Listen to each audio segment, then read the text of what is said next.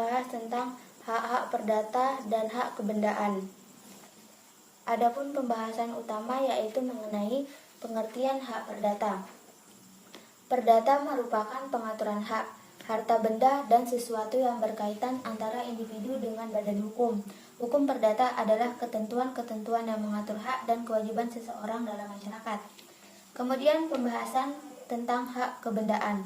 Hak kebendaan ialah hak mutlak atas suatu benda di mana hak itu memberikan kekuasaan langsung atas suatu benda dan dapat dipertahankan terhadap siapapun juga. Menurut Subekti, suatu hak kebendaan (Zeitgelich Recht) ialah suatu hak yang memberikan kekuasaan langsung atas suatu benda. Kekuasaan mana dapat dipertahankan terhadap setiap orang.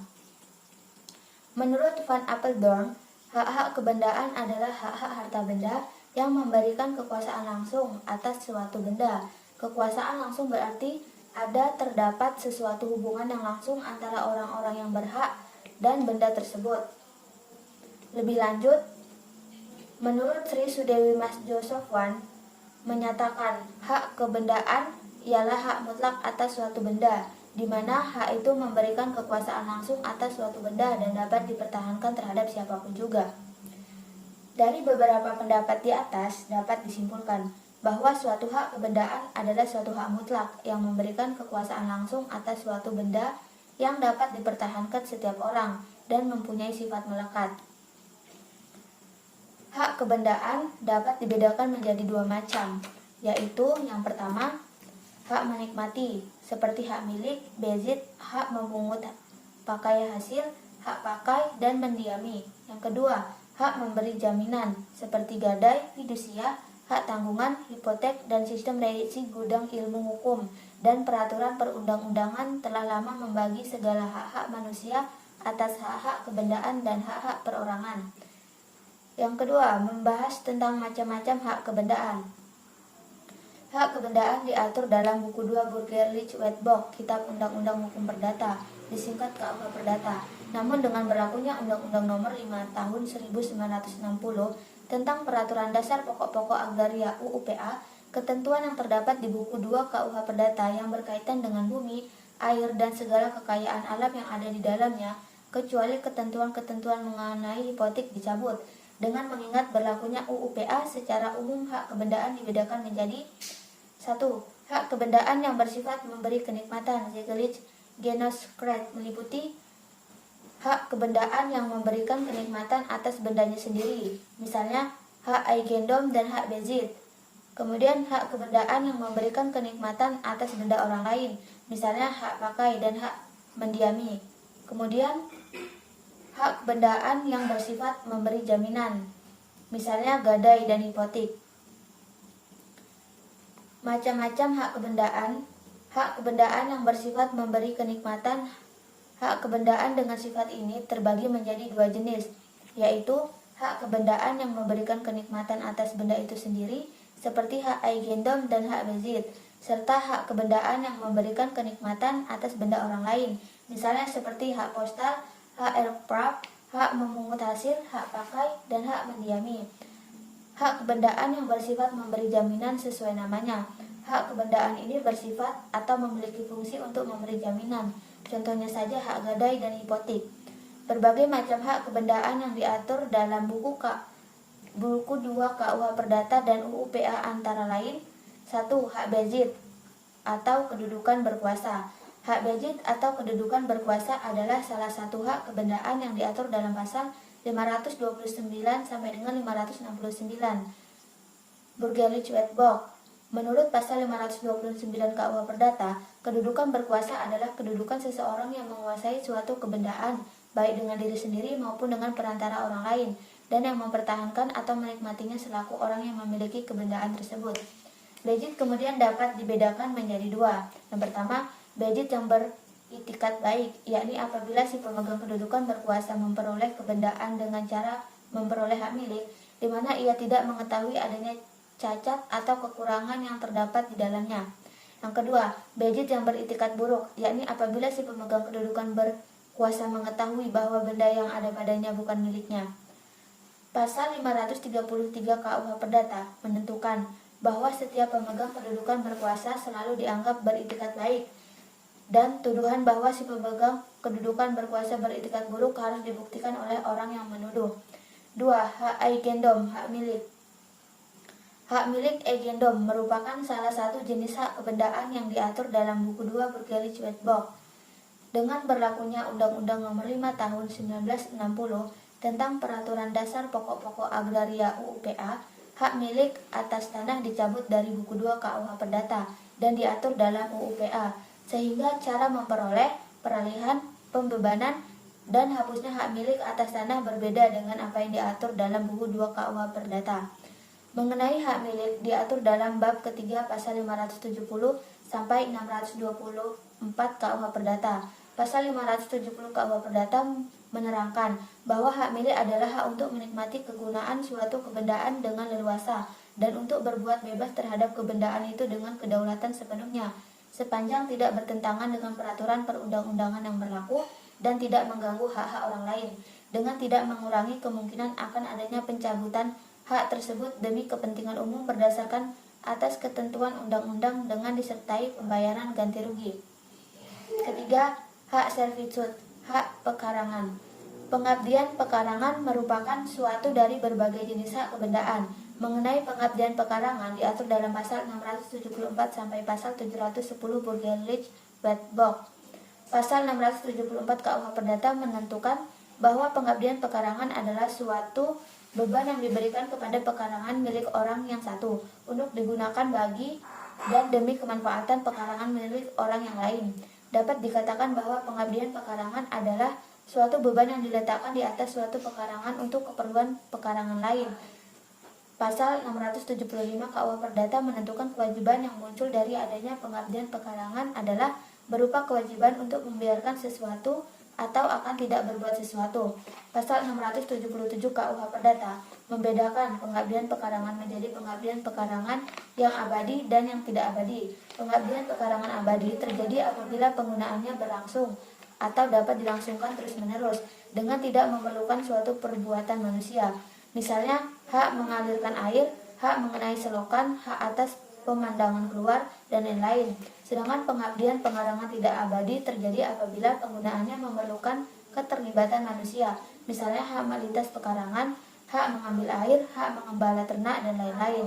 Yang keempat, hak obstal, hak numpang karang, dan hak eperpaj, hak guna usaha.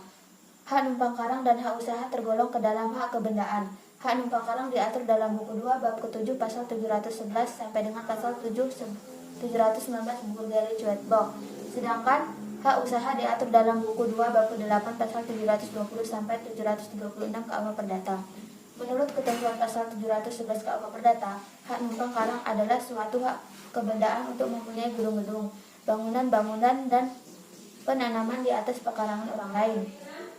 Sedangkan pengertian hak usaha menurut pasal 720 KUH Perdata adalah suatu hak kebendaan untuk menikmati sepenuhnya akan kegunaan suatu barang tidak bergerak milik orang lain dengan kewajiban untuk membayar upeti tahunan kepada pemilik sebagai pengakuan atas kepemilikannya, baik berupa uang, berupa hasil, atau pendapatannya.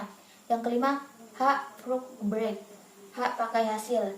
Hak pakai hasil atau vruchtgebruik adalah salah satu bentuk hak kebendaan. Mengenai hak pakai diatur dalam buku 2 bab ke-10 pasal 756 sampai 817 Burgerlijk Wetboek, disingkat KUH Perdata. Menurut ketentuan pasal 756 KUH Perdata, hak pakai hasil adalah suatu hak kebendaan dengan mana seorang diperbolehkan menarik segala hasil dari sesuatu kebendaan milik orang lain, seolah-olah dia sendiri pemilik kebendaan itu, dan dengan kewajiban memeliharanya sebaik-baiknya. Hak pakai hasil lahir karena ditentukan oleh undang-undang atau oleh kehendak si pemilik. Pasal 760 KUH Perdata menentukan bahwa perbuatan perdata yang melahirkan hak pakai hasil mengenai kebendaan tak bergerak harus diumumkan sesuai dengan ketentuan pasal 620 KUH Perdata. Sedangkan untuk benda bergerak, hak kebendaan lahir melalui penyerahan bendanya. Atas hak pakai hasil yang diperolehnya, si pemakai hasil berhak untuk menikmati segala jenis hasil dari kebendaan tersebut. Sedangkan kewajiban dari pemakai hasil menurut ketentuan pasal 783 sampai 754 KUH Perdata adalah 1. Membuat catatan atau daftar pada saat ia menerima pakai hasil. 2. Menanggung semua biaya pemeliharaan dan perbaikan yang biasa 3. Memelihara benda tersebut sebaik-baiknya dan menyerahkan dalam keadaan yang baik apabila hak pakai hasil berakhir. Adapun penyebab hapusnya hak pakai hasil menurut ketentuan pasal 807 KUH Perdata adalah sebagai berikut. 1. Karena meninggalnya si pemakai hasil apabila tenggang waktu atau syarat-syarat telah lewat atau lebih terpenuhi.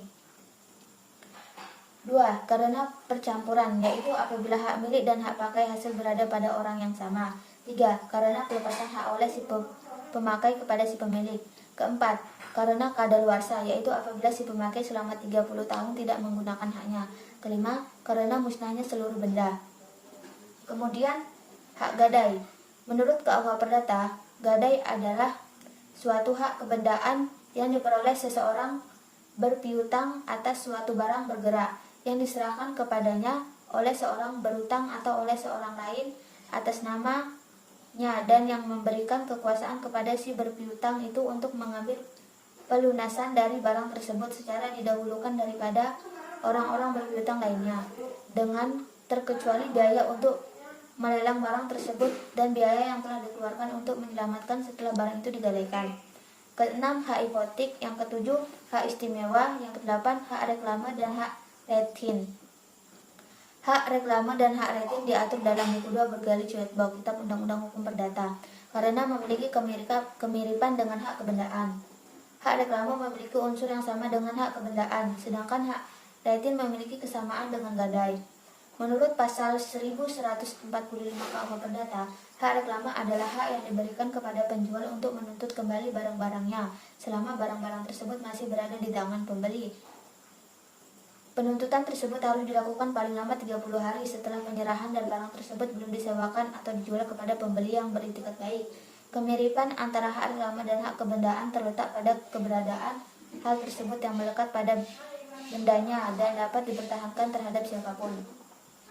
Hak retin tidak diatur dalam suatu pasal khusus, namun tercerai-berai dalam berbagai pasal, misalnya pasal 563, 575, 576, dan lain-lain. Menurut Prof. Sri Sudewi Mahjon Sofwan, hak retin adalah hak untuk menahan suatu benda sampai suatu pintu yang berkaitan dengan benda tersebut dilunasi. Adapun sifat-sifat dari hak retin adalah merupakan perjanjian aksesorial, yaitu perjanjian yang mengikuti perjanjian pokok, sehingga benda yang menjadi objek hak retin haruslah berhubungan dengan perjanjian pokoknya. Tidak dapat dibagi-bagi, sehingga apabila hutang hanya dibayar sebagian, tidak bolehlah bendanya dikembalikan sebagian. Tidak membawa serta hak memakai, sehingga pemegang hak retin hanya boleh menahan benda, ia tidak boleh memakai benda yang ditahan. Yang 9, hak kebendaan dalam UU-PA. Dan yang ke-10, hak tanggungan. Kemudian membahas tentang asas-asas hak kebendaan. Hak kebendaan memiliki asas-asas yang terbagi sebagai berikut. 1. Asas sistem tertutup, yaitu hak kebendaan bersifat limitatif yang terbatas hanya pada undang-undang, sehingga hak baru tidak diperkenankan. Yang kedua, asas hak mengikuti, yaitu hak kebendaan mengikuti kepada tangan siapapun benda tersebut berada. Hak kebendaan memiliki asas-asas yang terbagi sebagai berikut. Asas sistem tertutup, yaitu hak kebendaan bersifat limitatif yang terbatas hanya pada undang-undang, sehingga hak-hak baru tidak diperkenankan. Asas hak mengikuti, yaitu hak kebendaan mengikuti kebendaan tangan siapapun benda tersebut berada. Kemudian asas publisitas, yaitu memberikan pengumuman kepada masyarakat mengenai status kepemilikan melalui pendaftaran secara resmi. Asas spesialitas, yaitu menunjukkan secara detail wujud nyata dari hak kepemilikan kepada lembaga, detail membuat bentuk, batas, letak, dan luas benda. Asas totalitas, di mana seorang pemilik menguasai benda dari berbagai bagian. Misalnya seseorang yang memiliki rumah, maka bagian-bagian dari rumah itu secara total adalah miliknya. Asas perlekatan lahir dari asas totalitas, di mana suatu benda dan bagian-bagiannya menjadi suatu dengan benda pokok. Asas pemisahan horizontal, yaitu penganutan asas hukum adat. Asas dapat diserahkan, yaitu hak kepemilikan mengandung kewenangan untuk menyerahkan benda. Kemudian asas perlindungan bagi pihak yang beritikat baik untuk menyerahkan hak kebendaan, meskipun pihak tersebut tidak memiliki kewenangan. Kemudian membahas tentang cara memperoleh hak kebendaan. Berikut beberapa hal yang dapat kamu lakukan untuk memperoleh hak kebendaan. Hak benda dapat dimiliki apabila adanya pengakuan terhadap suatu benda yang ditemukan. Kemudian, hak kebendaan dapat diperoleh melalui penyerahan berdasarkan alas hak tertentu seperti hasil jual beli, sewa menyewa, warisan, hibah, dan lain sebagainya yang memuat terjadinya perpindahan titel kepemilikan. Yang ketiga, hak kebendaan dapat diperoleh melalui daluarsa, yaitu apabila barang bergerak yang tidak diketahui siapa pemiliknya dan kemudian ditemukan oleh orang lain, maka hak benda tersebut akan diperoleh setelah 3 tahun sejak dikuasainya benda oleh orang yang bersangkutan. Kemudian, penyebab hilangnya hak kebendaan. Hak kebendaan atau kepemilikan benda dapat hilang apabila benda tersebut dipindah tangankan kepada orang lain. Benda yang bersangkutan musnah, lenyap, atau hilang. Adanya pelepasan hak terhadap benda yang bersangkutan.